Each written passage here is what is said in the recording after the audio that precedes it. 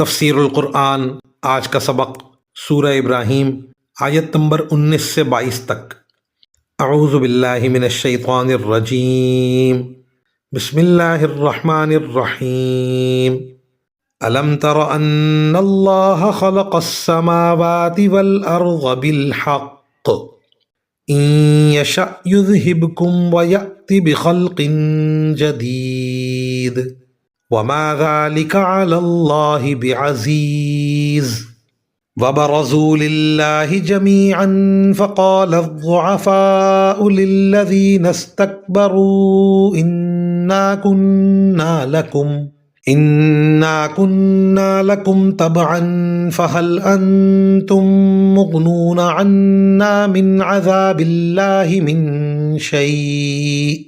قالوا لو هدانا الله لهديناكم سواء علينا أجزعنا أم صبرنا ما لنا من محيص وقال الشيطان لما قضي الأمر إن الله وعدكم وعد الحق ووعدتكم فأخلفتكم وما كان لي عليكم من سلطان إلا أن دعوتكم فاستجبتم لي فلا تلوموني ولوموا أنفسكم ما أنا بمصرخكم وما أنتم بمصرخي إني كفرت بما أشركتمون من قبل ان الظالمین لهم عذاب علیم۔ ترجمہ: کیا تمہیں یہ بات نظر نہیں آتی کہ اللہ تعالیٰ نے آسمانوں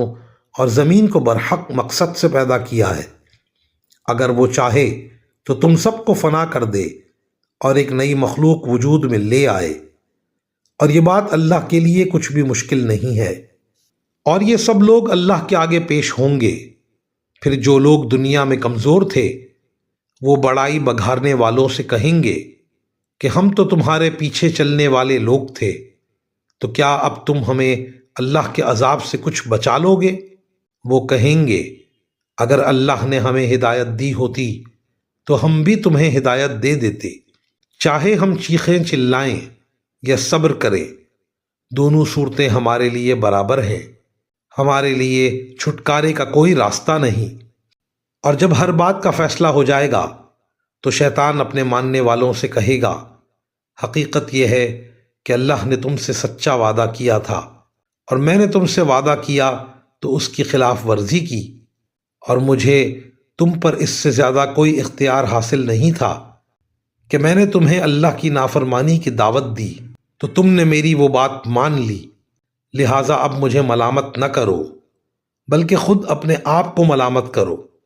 نہ تمہاری فریاد پر میں تمہاری مدد کر سکتا ہوں اور نہ میری فریاد پر تم میری مدد کر سکتے ہو۔ تم نے اس سے پہلے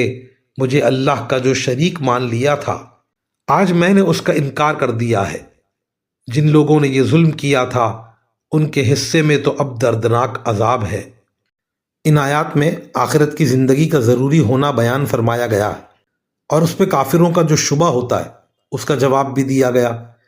پہلے تو یہ فرمایا گیا کہ اس کائنات کی تخلیق ایک برحق مقصد کے لیے کی گئی ہے، اور وہ مقصد یہی ہے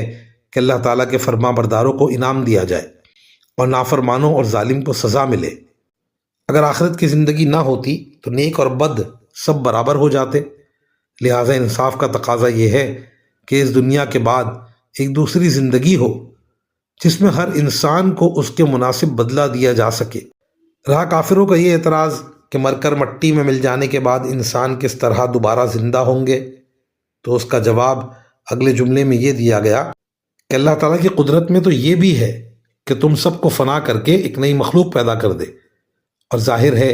کہ ایک مخلوق کو بالکل عدم سے وجود میں لانا زیادہ مشکل کام ہے، اور جو مخلوق ایک مرتبہ وجود میں آ چکی ہو اس پر موت طاری کر کے اسے زندہ کر دینا اس کے مقابلے میں زیادہ آسان ہے۔